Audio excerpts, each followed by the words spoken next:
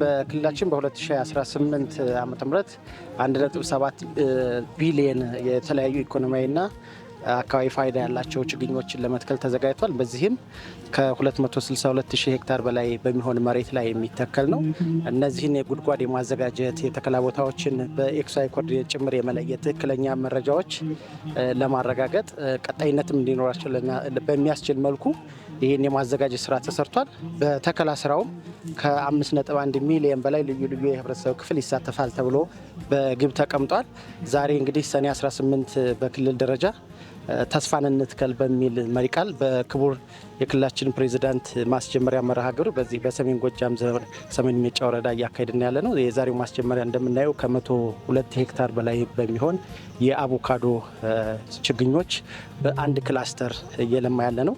ከጠቅላላው ከ1.7 ቢሊዮን ችግኝ ውስጥ ከ5.8 ሚሊዮን በላይ የሚሆኑት የቡናና ፍራፍሬ ችግኞች ናቸው። እነዚህን ደግሞ በበጋም በተለይ ደግሞ እንደየክላስተሮቹ ወይም እንደየአግሮ ኢኮሎጂው ተስማሚነት በአሉን የፍራፍሬ ችግኞች እነዚህን ጸጋዎች መሰረት አድርገን ተከላዎችን ስናካሄድ ቆይተናል። ለምሳሌ ምስራቅ አማራው ላይ የሙዝ ክላስተር የሎጎ ሐይቅን መነሻ በማድረግ በዛ አካባቢ በሁሉም ከቆቦ እስከ ሸዋሮቢት ባለው ውስጥ ሙዝን በስፋት በክላስተር እያዘጋጁ ችግኞችን በመስኖም ጭምር እየተከሉ ነበር የቆዩት። በተመሳሳይ የአቮካዶ በዚህ ክላስተር ደግሞ በዚህ በምዕራብ አማራው የቡናና አቮካዶ ከፍተኛ ፖቴንሻል ያለው አካባቢ ነው። በተለይ ደግሞ ይሄ የምንገኝበት ሰሜን ሜጫ ወረዳ የአቮካዶን በተለይ የሀስ ዝርያ ለዓለም ገበያ ከፍተኛ ተፈላጊ ምርት ከመሆኑ ጋር ተያይዞ ኤክስፖርትም ጭምር እየተደረገ ያለ ምርት ነው። ስለዚህ አርሶ አደሮቻችንን ከራስ ፍጆታ አልፈን ለአካባቢ ገበያና ለዓለም ገበያ የማስተዋወቅ ለዛ በስፋት እንዲያቀርቡ ታሳቢ ተደርጎ ነው እዚህ ላይ እየሰራን ያለ ነው። ይህንን የበለጠ አጠናክረን በቀጣይ የምንሰራ ነው። በሂደቱም ባለፉት 7 ዓመታት ከፍተኛ ውጤቶች የታየበት ነው። የዚህ አረንጓዴ አሻራ መርሃ ግብራችን ከ10.6 ቢሊዮን በላይ ልዩ ልዩ ችግኞች ተተክለዋል። ከ1.12 ሚሊዮን ሄክታር በላይ የሚሆን መሬት ተሸፍኗል። በዚህም የተጎዱ አካባቢዎች መልሰው እንዲያገግሙ፣ የውሃ አቅሞች እንዲጎለብቱ፣ በዚህም የመስኖ ልማታችን እንዲስፋፋ እና የአርሶ አደራችን ገቢ እንዲሻሻል ከፍተኛ አስተዋጽኦ አበርክቷል። ይሄ ብቻ አይደለም፣ የምርትና ምርታማነት እድገት እንዲጨምርም ከፍተኛ አስተዋጽኦ አበርክቷል። ለምሳሌ ከ2011 የአረንጓዴ አሻራን ስንጀምር ምርታማነት በክልላችን 26.4 በመቶ ነበር። አሁን በ2017-18 ምርት ዘመን ስናይ ደግሞ ወደ 33.9 ኩንታል ፐር ሄክታር ምርታማነት መሻሻል ችሏል። ይሄ በአንድ በኩል በአርሶ አደራችን ውስጥ ያለው የአስተሳሰብ የሳቤ ለውጥ እድገቶች የታዩበት፣ የስራ ባህል ከፍተኛ መሻሻል የታየበት፣ እንዲሁም ደግሞ በአረንጓዴ አሻራ ሁሉም ዜጋ የድርሻውን አስተዋጽኦ እያበረከተ ያለበት፣ ለዚህ ደግሞ ለግብርናው ምርታማነት ማደግ ከፍተኛ ፋይዳ ያለው ነው። ለአካባቢ ጥበቃም በተለይ ከአየር ንብረት ለውጥ ጋር ተያይዞ ያሉ ተጽዕኖዎችን ለመቋቋም ትልቅ አስተዋጽኦ ያበረከተ ነው።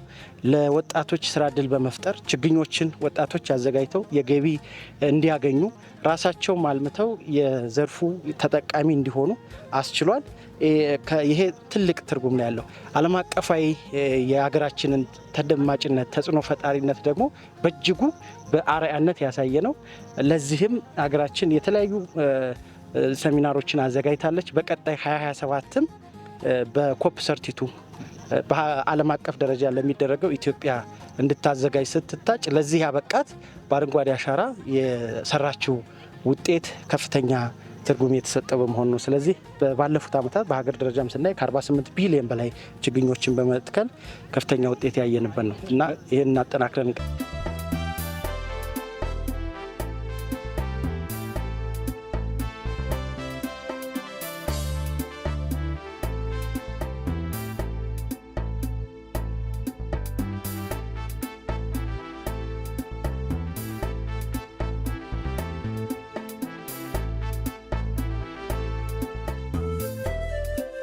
የክልላችን ሁሉም በእጽዋት በኩል ያሉትንም በሰብል በኩል ያሉትንም ስንመለከት ሁሉም አየር ንብረቶች ያሉት ለነዛ ደግሞ ሁሉም አይነት ዝርያዎች የሚስማሙት ነው።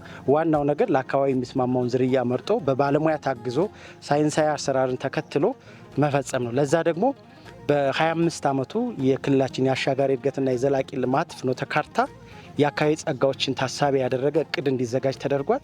ችግኞችም ስናዘጋጅ ልማቶችንም ስናካሂድ ለአካባቢ ስነ ምህዳር የሚመቹ ያን መሰረት አድርገን ነው። ለዚህ ደግሞ የግብርና ምርምር ተቋማችን ትልቁን ድርሻ የሚወጣ ነው። ስለዚህ የሚወጡ ዝርያዎች ከአካባቢው ስነ ምህዳር ጋር የሚስማሙ መሆናቸው የተረጋገጠ ነው። እነዛ በምርምር ከተረጋገጡ በኋላ ደግሞ ቴክኖሎጂውን አርሶ አደሩ ከመረጠው ያንን ታሳቢ ያደረገ ዝግጅት ነው የምናደርገው። ይሄ ለዚህ ነው አሁን ይሄ ያለን የምንገኝበት አካባቢ የአቮካዶ በጣም ተስማሚ አካባቢ ነው። አቮካዶ ደግሞ የተለያዩ ዝርያዎች ከ12 በላይ የሚሆኑ ዝርያዎች አሉት። በዚህ ላይ በስፋት የሚለማው የሃስ ዝርያና ኢቲንገር የሚባለው የአቮካዶ ዝርያ ነው። ሃስ ዝርያን በስፋት በምርታማነቱም የተሻለ ነው። በቆይታ ጊዜውም ምርቱ በቀላሉ የማይበላሽ ነው።